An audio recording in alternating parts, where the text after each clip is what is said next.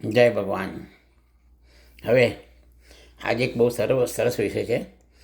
જો તમને સદગુરુ મળે તો એ તમારા ગ્રહોને પણ બદલી શકે.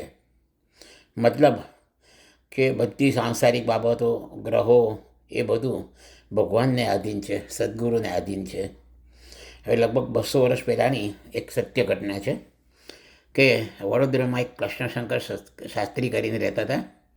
એ એમના ગુરુના પરમ ઉપાસક હતા. એમના ગુરુને બહુ જ માનતા હતા અને એમના ગુરુ બી બહુ મહાન વ્યક્તિ હતા. એમનું નામ હું છેલ્લે અંતમાં કહીશ. એ ગુરુ કે બધું જ થાય એવા મહાન ગુરુ હતા.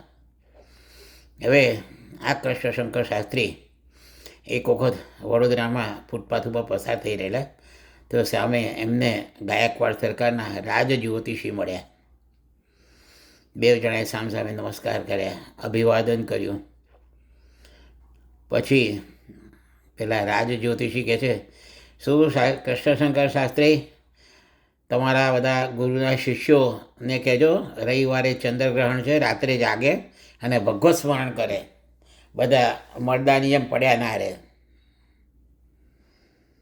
કૃષ્ણશંકર શાસ્ત્રી બોલ્યા કે ભાઈ, મારા ગુરુને પણ ભલે જ્યોતિષના આંકડાકીય જ્ઞાન નથી, પણ એ પરમાત્મા સાથે મળેલા છે, એટલે એમનો અંતરાત્મા આ બધું કહેતો જ હોય છે જ્યારે જે થવાનું હોય એટલે એમણે અમને કહેલું છે કે ભાઈ રવિવારે રાત્રે ચંદ્રગ્રહણ છે, આપણે બધાએ ભગવત સ્મરણ, હરિસ્મરણ કરવાનું છે. અરે યાર, ઓળખું છું, પેલા શાસ્ત્રીજી બોલ્યા રાજ જ્યોતિષી, ભાઈ ઓળખું છું તારા એ કામણ કુમળવાળા જાદુગર જેવા શાસ્ત્રીને. ભાઈ એમનો વિષય છે નહીં, આ ગણિતનો વિષય છે. મારા જેવો પરમ જ્ઞાની ગણિત શાસ્ત્રી એ જ કહી શકે કે ગ્રહણ કેટલા વાગે થાય, કેટલા વાગે પૂરું થશે, ક્યાં થશે, ક્યાં નહીં થાય, એ મારા જેવો જ કહી શકે. એટલે આ જાદુગર, કામણ કુમળવાળો અને એવા બધા શબ્દ સાંભળી અને હરિકૃષ્ણ શાસ્ત્રી અકળાયા. કૃષ્ણશંકર શાસ્ત્રી થોડા અકળાઈ ગયા. કૃષ્ણશંકર શાસ્ત્રીએ કહ્યું, જાઓ, હું તમને ચેલેન્જ આપું છું, આ રવિવારે જો ગ્રહણ થાય તો ગાયકવાડ સરકારની સમક્ષ મારું માથું કાપી કાઢજો. આટલું કહી અને એ કૃષ્ણશંકર શાસ્ત્રી એમના ગુરુજી સમક્ષ આવ્યા. ગુરુજીને અભિવાદન કર્યું. ગુરુજી કે, શું કૃષ્ણશંકર માથું ખોળવા મૂકીને આવ્યા? એ કૃષ્ણશંકર કંઈ બોલે એ પહેલાં જ ગુરુજી પાર પામી ગયા. ભાઈ આ તો અગનના ખેલ છે, તમે બહુ મોટો ખેલ ખેલીને આવ્યા છો. કંઈ નહીં, પણ ભગવાનની કૃપાથી રવિવારે ગ્રહણ નહીં થાય, આપણા પંથકમાં ગ્રહણ નહીં થાય. રવિવારે રાત પડી. આ બાજુ હરિકૃષ્ણશંકર શાસ્ત્રી, હરિભક્તો બધા જાગતા હોય છે.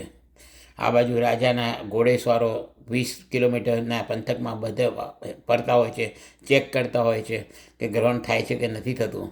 પણ આખી રાત ફૂલ મૂન નાઇટ રહી, સંપૂર્ણ ચંદ્ર આખી રાત દેખાયો, ગ્રહણ કેવું કંઈ થયું નહીં. ઇતિહાસમાં બીજી વખત થયું કે જ્યારે જયદ્રથને મારવાનો હતો ત્યારે કૃષ્ણ ભગવાને સૂર્યાસ્ત બતાવી દીધેલો, એવી રીતે આ ફરીથી ગુરુજીએ ચંદ્રગ્રહણ બતાવ્યું નહીં. બીજે દિવસે સવારે કૃષ્ણશંકર શાસ્ત્રી અને પેલા રાજ જ્યોતિષી એ ગાયકવાડ સરકારની સભામાં આવે છે. ગાયકવાડ સરકાર કૃષ્ણશંકરનું માન સન્માન કરે છે અને પેલા રાજ જ્યોતિષીને એમની ફરજોમાંથી મુક્ત કરે છે. હવે કૃષ્ણશંકર શાસ્ત્રીના ગુરુ એ બીજા કોઈ નહીં પણ ગોપાળાનંદ સ્વામી, સ્વામિનારાયણ પંથના મહાન ગુરુ એ ગોપાળાનંદ સ્વામી હતા. અને એ જનરલી કંઈ ખોટું કરતા જ નહોતા, પણ એ બોલે થતું હતું. અને સારંગપુર હનુમાનના આદ્ય સ્થાપક ગોપાળાનંદ સ્વામીને જય સ્વામિનારાયણ, જય શ્રી કૃષ્ણ, હર હર મહાદેવ.